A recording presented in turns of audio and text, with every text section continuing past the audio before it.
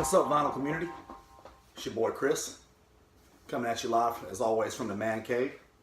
Wanted to take a brief amount of time to talk to you guys about a new direction in my record collecting, about where I'm at, what I've decided is no longer important to me, what's important to me now. A decade plus into the game. When I first started out, there's no better time than when you first become a record collector, because you constantly see things you want. No matter where you go, it'd be a $3 record, it'd be the greatest thing ever to you. It's never more exciting than it is right there at the very jump. When you walk into a record store and you walk out with a stack that high and you spend $60, never more exciting than it is right there at the very jump. And then as you're in it longer, that stack that you just got that cost $60 becomes one box set that you bought that cost $75, or becomes a stack that high that costs $60. More and more, that's where I'm at. I find that I probably spend just as much money as I ever did on records, instead of, getting, just throwing a number out there, 20 a month. Now I get 4 a month. I'm also in a situation now where I almost never find anything I want at the record store. I know that sounds terrible, you guys, but I'm 45 minutes away from a record store. I got 2 up north, 45 minutes away. Down south, 45 minutes away, 2 more. I never find anything I want. Hardly anymore. And I'm not going to buy something just for the hell of it, and I really don't listen to that much new stuff. And that's me. But where I've gotten these days is when my wife and I got married, and we built our first home, I've got way too much stuff to not have a room for it, essentially. So the deal that was cut between me and my wife was, I get a room for my music and my stuff, as you guys can see partially. Nowhere near all of it, obviously. I get a room for my music and my stuff, but it stays there. It does not leave this room for as long as we're married. If we're married 50 years, it does not leave this room, no matter what. I got to either get creative or I got to get picky. I've done a little bit of both. Or I've got to just, more so what I've decided lately is, for me, now everybody's definition of what's killer and what's not killer is different. But for me, I've decided to go the route of all killer, no filler. And that's, a lot of people say that, but then you go through their collection and you can find the entire ABBA discography. Now to some people that might be all killer. To me, just buy the greatest hits for $2 at the bargain bin and you're good. Or for me, have your dad, who's a huge ABBA fan in the 70s, give it to you. But anyway, that's where I'm at. No matter how cool the release is, no matter how bad at the time I thought I had to have it, if I'm not listening to it, if it's just sitting on my shelf, it's for sale. Not trying to get rich, I'm trying to create space. And obviously I'll take the money that I just made selling that and buy more records and buy something that I do consider killer, something that I could never see myself not listening to. All in an effort. I'll be 34 years old in January, full disclosure. And I know I've got 30 or 40 more years to buy records. That much I'm certain of. That much I'm certain. Lord willing, of course, 30 to 40 more years to buy records. At the rate I was going, it wasn't going to take 30 years to fill this up, guys. Not even close. Not even close. More like 3 to 5 years. So basically, I'm at now, if I buy something I really want, I'm selling something I really want. Or something I really wanted at the time. I'm not going to buy a new release anymore just because everybody says you got to have that. You'll really like that, Chris. If I hear it and I decide I really like it and I'll keep listening to it, I'll buy it. But I'll no longer just go on word of mouth. I won't do that anymore. I used to just walk in the record store and ask the guy behind the counter, who've become friends of mine over the years. I just ask them, hey, what's new? What's good? What's selling? What do you like? And then I would just go buy it. I'm not doing that anymore. I just put a stack of them together and traded them to my friend at Noble Records, Dylan. And that's just where I'm at.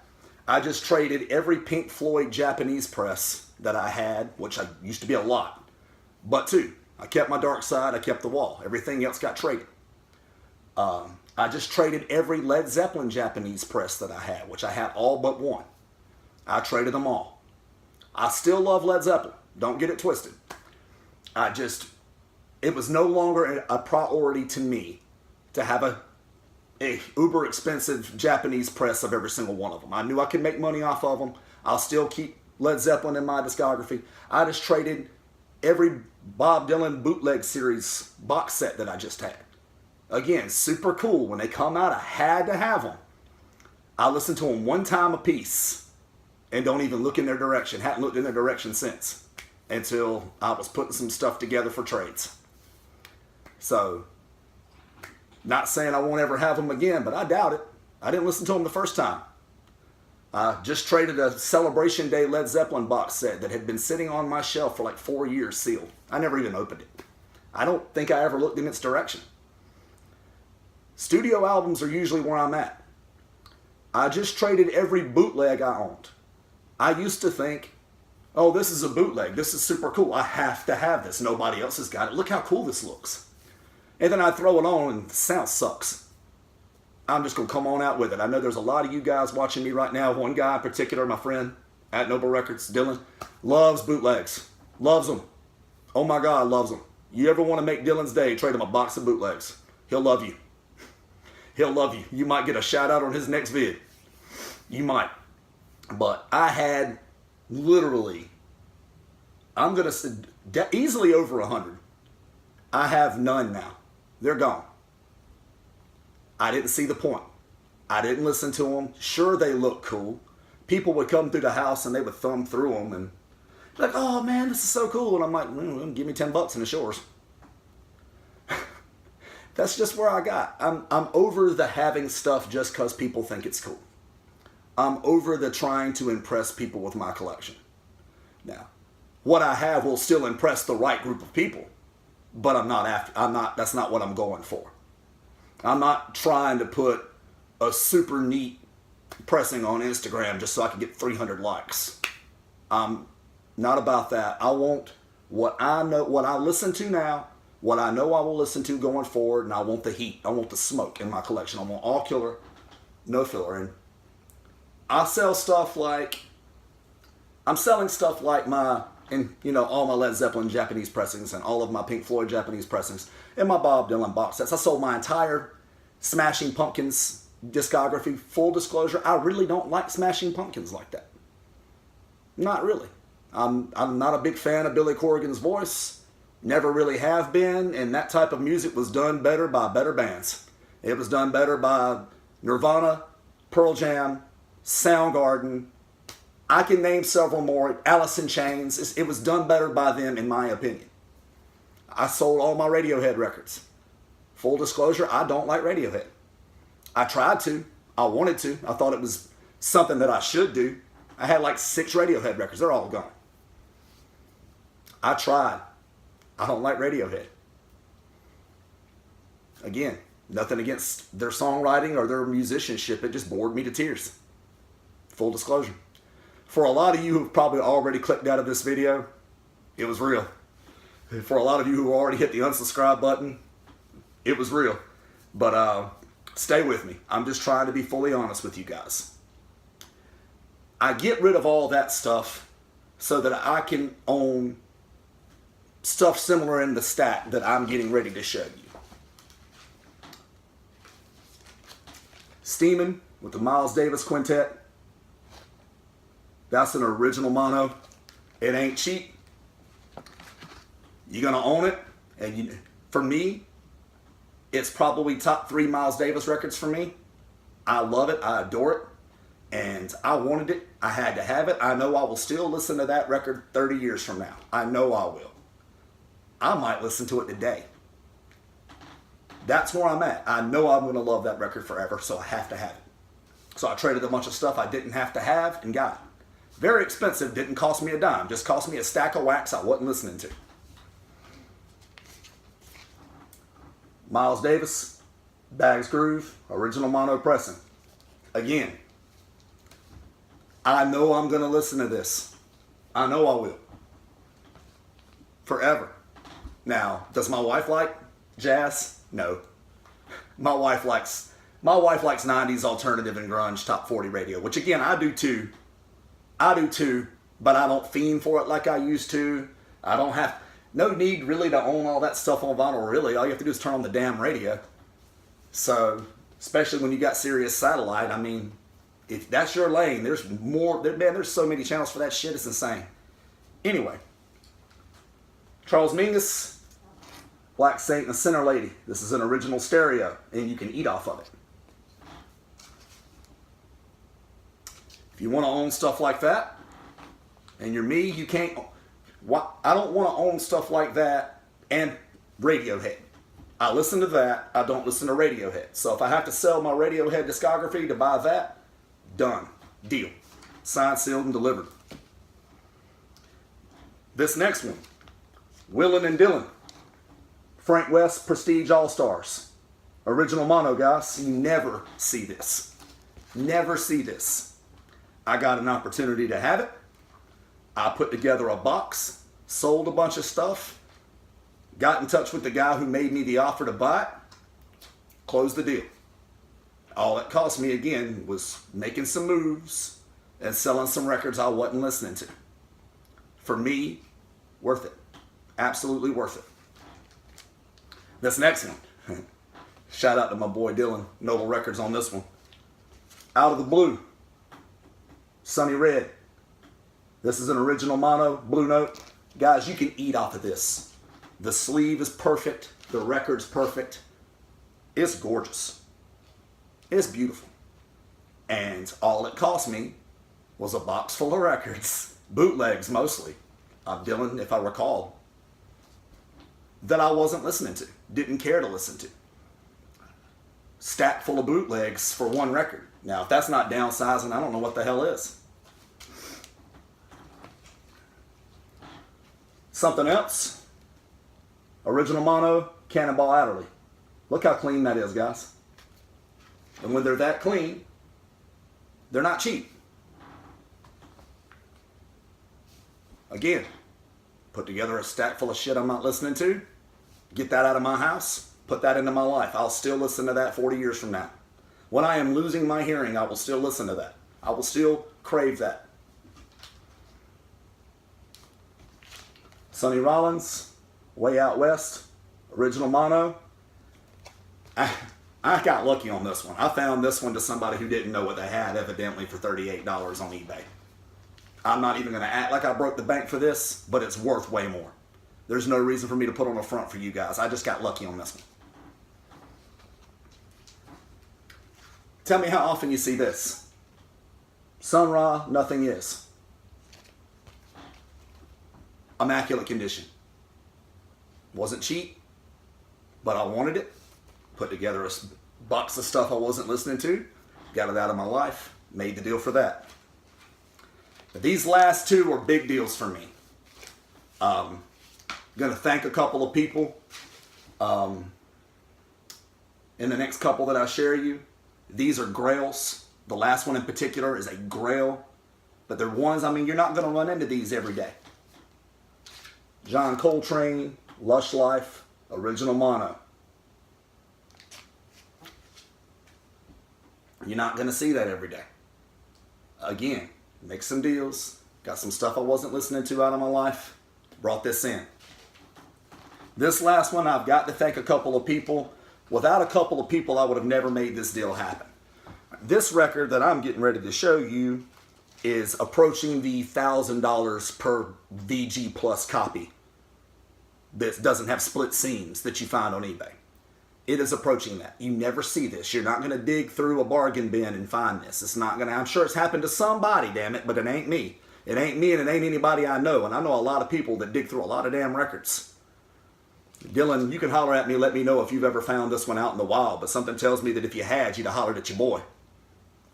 You never did, so I'm assuming that you hadn't ran up on this one either, and you run up on a crap ton of records. But Lee Morgan, the cooker. You can eat off of it. The sleeve's in flawless condition. The record's in flawless condition. I've already spun it like 2 or 3 times just in the week I've had it. 2 weeks maybe, tops. I can't remember. I'm a father of a 2-year-old, guys. I forget stuff. But I had to have that. I want that. That needs to be in my life. So, friend of mine on Instagram, at DJ Pari. I hope I'm saying that the way that he means for me to say it. He and I talk. He's a really awesome guy. He's putting me in touch with a lot of great jazz music. And I consider the guy a friend. He and I talk pretty much every day. Text me while I'm at work one day. I work 12-hour days, guys. I'm at work. From the sunrise, from before the sun rises to after the sun goes down. That's me. I'm at work. I'm a blue collar kind of guy, at least career wise. And I get this. I don't discuss money with anybody but the people that I make the deals with, because it's disrespectful to them.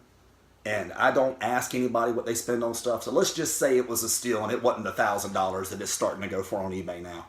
And he texts me and says, hey man, buddy of mine just texted me. He's trying to sell this copy of The Cooker by Lee Morgan for said reasonable price. Incredibly reasonable price. Said, I figured I would let you know before he lists it for sale. Is there any way you can swing that? And at the time, not gonna lie, didn't have the money. So I just texted him back. I said, I know your friend doesn't owe me anything. He doesn't know me.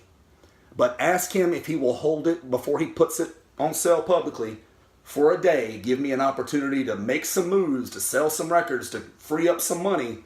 And let me see if I can do that. And if I can't do that, then tell him to put it for sale. Maybe I can still get it. So I'm going through my Instagram profile of a lot of records I've posted over the years, thinking, okay, what do I not listen to? What's on there that I don't listen to that is worth a lot of money that I can flip now, and I don't have to flip too many of them to get the right amount of money to make this happen. And I had just gotten a Simon and Garfunkel MoFi One Step in the mail a couple of days before. And it's not, I mean, I like Simon and Garfunkel just fine. I love them. My dad put me onto them when I was a kid. But that was one of those things that was going to sit on my shelf. I listen to it every so often, no matter how great it sounds, and I know how well-renowned the sound is, best believe. But I hadn't even popped the plastic on it. It was sitting on my table. And I had a friend of mine, good friend of mine, that I know really wanted it. And that I know was kind of bummed that he missed out on it because he knew the record, the value of this was getting ready to get $300-$400. The longer time went, the closer he was going to get to that. And he knew it. I turned a $50 profit on the record. Let's just say that, but it's a deal that I cut for a friend. Anybody else I'd have been looking to get every bit as much money as everybody else was, but I needed to swing the deal then. He helped me do that. He helped me get the money. And that's shout out to @CMJ Vinyl. He almost never posts a video on here anymore, but if you look at this, Corey, thank you. I appreciate it. Last but not least, and this one's very important. My buddy Dylan at Noble Records. Again, I don't usually I'm not going to discuss the finances or the deal or the exchange. Sent me a text and basically said, hey man, how much money do you need to close the deal on that cooker? How much do you need? So full disclosure, partial disclosure I should say. I told him roundabout what I needed. Let's just say he fronted me a great portion of that. Just so I could close that deal on a record he knew I had to have. And if he doesn't do that day, then I'm not sitting here showing you this right now. I'm not. Because I would have had to text my buddy that night and say, hey man, I didn't come up with the money. He'd have listed it for sale the next day. Somebody would have snapped it up just like that and I'd have never got it. I might not have ever seen it again. Very possible. Man, thank you, Dylan. Thank you, at Noble Records. I've only got 71 subscribers, and chances are all 71 of you probably subscribe to at Noble Records on YouTube. But if you subscribe to me, and you don't subscribe to him, please change that. He's a phenomenal guy. He's a wonderful person. He's a great family man, and he's a damn good friend of mine. Thank you, Dylan. You didn't have to do that. I know you were the first to tell me, hey man, I'm sure I'll end up doing, owing you money when we do our next transaction. But you didn't have to do that. You could have waited for the deal, just like we always do, and it wouldn't have been, anything lost. Nobody would have thought any less of anybody. You didn't have to do that, but you did. And because you did, I closed that deal. And I've got this record, and I'll have it, and I'll cherish it forever. So thank you. Once again, Dylan, you amaze me all the time. You really do. You're an awesome dude, and I'm really, really, really proud to be your friend. Thank you very much, man. I appreciate it. So, again, that's just where I'm at with my record collecting these days. I can't see that changing. I basically made my mind up. For every 1 or 2 records I buy these days, I get rid of 10, 15. This collection, damn it, is gonna stay in this room. I made my wife a deal. I made my wife a promise. I'm gonna keep my word. But best believe, it's always gonna be in the 3000s, and it's always gonna be all killer, no filler by my damn definition. Always.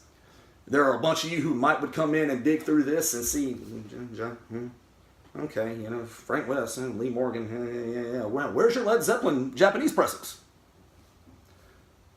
This collection sucks, I'm sure. I'm positive of it. But, damn it, I'm getting more and more proud of it every time I look at it. And for me, it's not quite all killer, no filler. There's still some filler in here. But a lot of this filler that's sitting in here just ain't worth shit. So, a lot of it. And so it's no point in even selling it. But anyway, that's where I'm at these days, guys. I hope you guys keep following along. A lot of you are going to be really, really pleased with what you're going to see on this account and what you're going to see on these videos. I hope you guys will follow along. I hope that this didn't run too many of you off. This guy doesn't like Radiohead. I hope it doesn't. But for all of you who are going to stick around, for all 71 of you who are going to stick around, for all the 15 of you who view my videos, thanks. Obviously, I love doing this or I wouldn't keep doing it. But thank you very much. I look forward to seeing what you're all going to come up with in the future. I just wanted to give you guys a glimpse as to where I'm at and where I'm going with my record collecting. And again, it's your boy at Tunes from the Man Cave, Chris. Hope you're following along on Instagram. That's where I spend most of my social media time. Until the next video, until the next time we speak, keep dropping that needle, you guys.